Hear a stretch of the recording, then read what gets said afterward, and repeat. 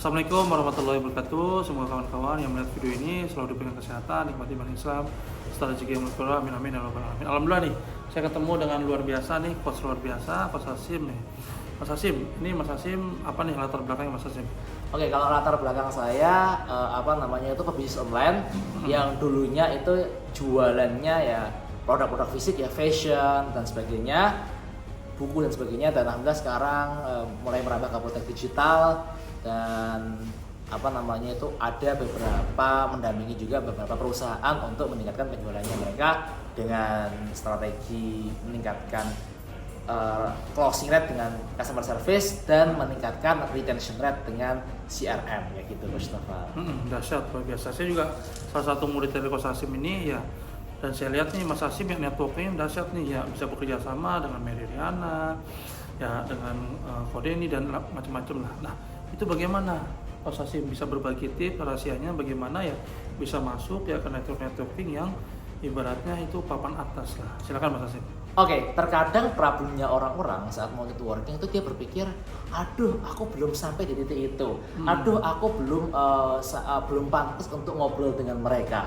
Padahal sebenarnya dan ini menarik lagi nih, terkadang mereka tuh masih terbawa masa-masa atau aturan di sekolah. Betul. Dimana itu kayak gini, kalau dengan dosen kalian harus nunduk, harus ramah. Padahal dalam dunia profesional teman-teman, kalau teman-teman pengen networking dengan orang-orang gede, kalau kamu kelihatan kayak iya pak, malah kamu nggak dianggap.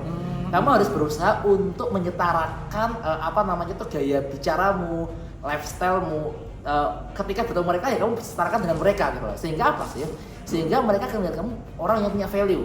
Karena banyak sekali orang-orang, contoh kalian lulusan yang dia tuh saat mau networking dengan orang itu, halo pak, saya dari ini. Terus saat tanya, kamu kenapa kok nggak berani untuk ngomong yang lebih yakin? Saya kan sungkan, dia CEO, dia pembicara gede. Enggak, justru ketika kamu tahu dia tuh orang gede, ya kamu harus mengimbangi cara dia bicara. Nah, gitu.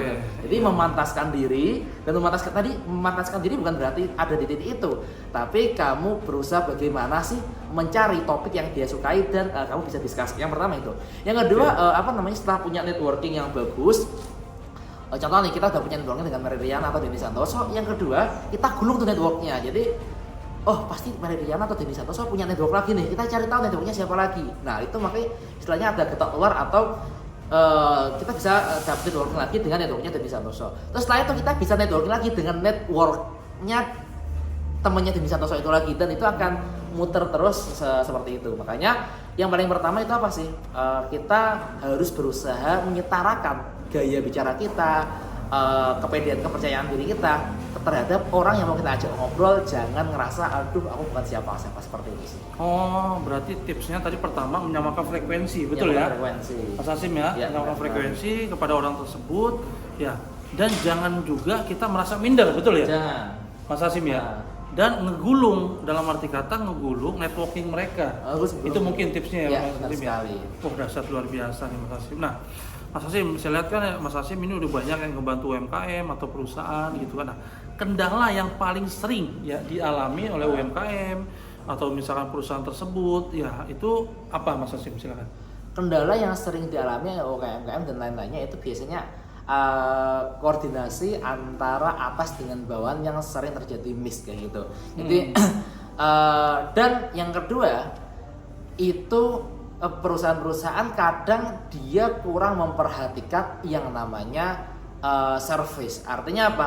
Setelah orang datang ke perusahaan tersebut, dia hanya menganggap orang itu adalah sebagai pembeli. Padahal harusnya dia menganggap orang itu sebagai pelanggan, yang dimana dia harus menservis sebaik mungkin supaya dia mau datang terus-terusan, mengajak temannya untuk datang ke tempat itu, dan menjadikan dia customer loyal yang militan itu sih. Sehingga apa sih? Sehingga budget marketing, cost marketing itu bisa ditekan dengan adanya hal-hal seperti itu sih.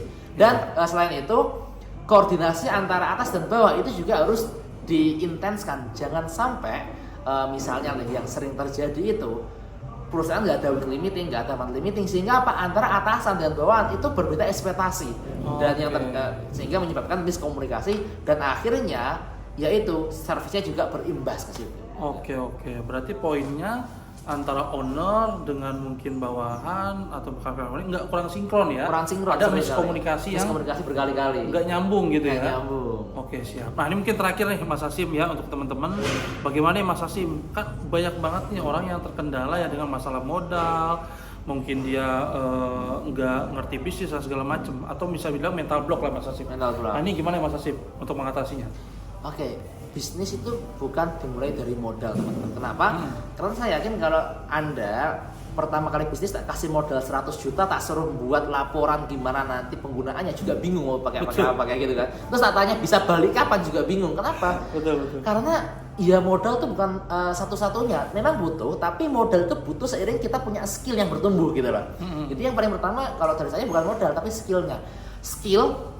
Nah, setelah punya skill, nanti mulai perlahan-lahan kita berjalan dengan modal seadanya dulu.